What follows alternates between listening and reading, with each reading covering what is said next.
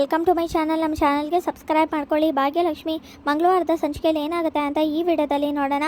ಭಾಗ್ಯ ತುಂಬಾ ಬೇಜಾರು ಮಾಡಿಕೊಂಡು, ಇಲ್ಲ ಇದಕ್ಕೆ ನನಗೆ ಶಿಕ್ಷೆ ಆಗಬೇಕು, ನಾನು ಎಲ್ಲರೂ ನಂಬಿದ್ದು ನನ್ನ ತಪ್ಪು ಅಂತ ದೇವ್ರ ಮುಂದೆ ಹೋಗಿ ಅಳ್ತಾ ನಿಂತ್ಕೋತಾಳೆ. ಆಗ ಪುರೋಹಿತರು ನೋಡಿ, ಯಾಕಮ್ಮ ಈ ಥರ ಅಳ್ತಿದ್ಯಾ, ಏನಾಯಿತು ಅಂದಾಗ, ನನ್ನ ಜೀವನನೇ ಹಾಳಾಗೋಯ್ತು, ಎಲ್ಲರೂ ನಂಬಿ ಮೋಸ ಹೋಗ್ಬಿಟ್ಟೆ, ನನ್ನ ಸಂಸಾರ ಹಾಳಾಗೋಯ್ತು ಅಂತ ಅಳ್ತಿರ್ತಾರೆ. ಹಾಗೆ ದೇವ್ರ ಮುಂದೆ ಕರ್ಪೂರ ಹಚ್ಚಿ ಕೈಯಲ್ಲಿ ಇಟ್ಕೋತಾರೆ.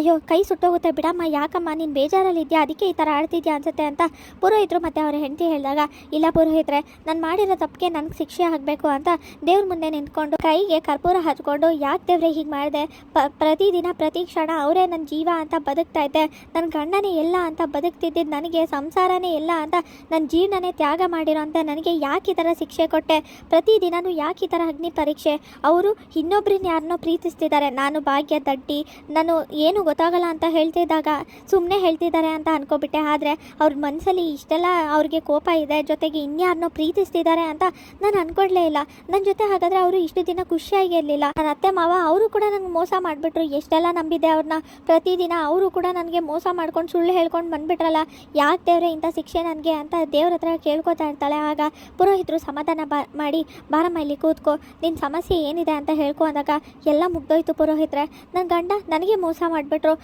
ಅವರು ಇನ್ಯಾರನ್ನೋ ಮದುವೆ ಆಗಕ್ಕೆ ಹೊರಟಿದ್ದಾರೆ, ನನ್ನ ಬಿಟ್ಟು ನನಗೆ ಡೈವರ್ಸ್ ಕೊಟ್ಟು ವಿಚ್ಛೇದನ ಕೊಟ್ಟು ಇನ್ಯಾರನ್ನೋ ಮದುವೆ ಆಗ್ತಾರೆ ಅಂದರೆ ಏನರ್ಥ, ನನ್ನ ಮಕ್ಕಳು ಏನು ಮಾಡಬೇಕು ಅಂತ ಅಳ್ತಾ ಇರ್ತಾಳೆ. ಇಲ್ಲ ನಾನು ಈ ಥರ ಅಳಬಾರ್ದು ಅಲ್ವಾ, ನಾನು ಈ ಥರ ಆದರೆ ನನ್ನ ಮಕ್ಕಳು ಏನು ಮಾಡ್ತಾರೆ, ಇಲ್ಲ ಅವ್ರಿಗೋಸ್ಕರ ಆದರೂ ನಾನು ಬದುಕಬೇಕು, ಯಾರಿಲ್ಲ ಅಂದರೂ ಕೂಡ ನನ್ನ ಮಕ್ಳಿಗೋಸ್ಕರ ನಾನು ಬದುಕ್ತೀನಿ, ಅವ್ರನ್ನ ನಾನು ನೋಡ್ಕೋತೀನಿ ಅಂತ ಹೇಳಿ ಈಗಲೇ ಎಲ್ಲರಿಂದ ದೂರ ಹೋಗ್ತೀನಿ, ನನ್ನ ಮಕ್ಕಳನ್ನ ಕರ್ಕೊಂಡು ಮನೆ ಬಿಟ್ಟು ಹೋಗ್ತೀನಿ ಅಂತ ಭಾಗ್ಯ ನಿರ್ಧಾರ ಮಾಡ್ಕೋತಾರೆ. ಹಾಗೆ ಇಲ್ಲಿ ತಾಂಡವ್ ಮತ್ತು ಶ್ರೇಷ್ಠ ಹತ್ರ ಮಾತಾಡೋಕ್ಕೆ ಅಂತ ಬರ್ತಾರೆ. ಕೊನೆಯದಾಗಿ ಅವ್ರ ಹತ್ರ ಮಾತಾಡಿ ಆಮೇಲೆ ಮನೆ ಬಿಟ್ಟು ಹೋಗ್ತೀನಿ ಅಂತ ಕೋಪ ಮಾಡಿಕೊಂಡು ಭಾಗ್ಯ ಶ್ರೇಷ್ಠ ಮತ್ತು ತಾಂಡವ್ ಹತ್ರ ಮಾತಾಡಕ್ಕೆ ಬರ್ತಾಳೆ. ಇಲ್ಲಿಗೆ ಮಂಗಳವಾರದ ಸಂಚಿಕೆ ವಿಡಿಯೋ ಮುಕ್ತಾಯವಾಗಿದೆ. ಈ ವಿಡಿಯೋ ಇಷ್ಟವಾಗಿದ್ರೆ ಲೈಕ್ ಮಾಡಿ, ಶೇರ್ ಮಾಡಿ, ಕಮೆಂಟ್ ಮಾಡಿ, ಹಾಗೆ ಸಬ್ಸ್ಕ್ರೈಬ್ ಮಾಡಿ.